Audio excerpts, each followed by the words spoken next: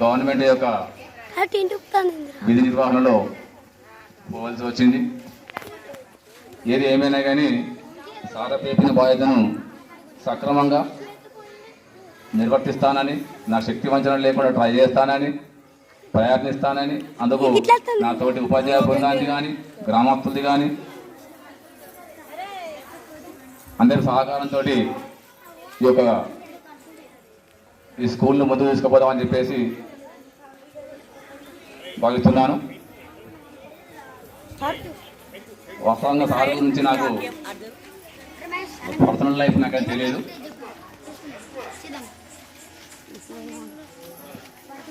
కాకపోతే అద్భుతాలు మాత్రం సృష్టించాడు సార్.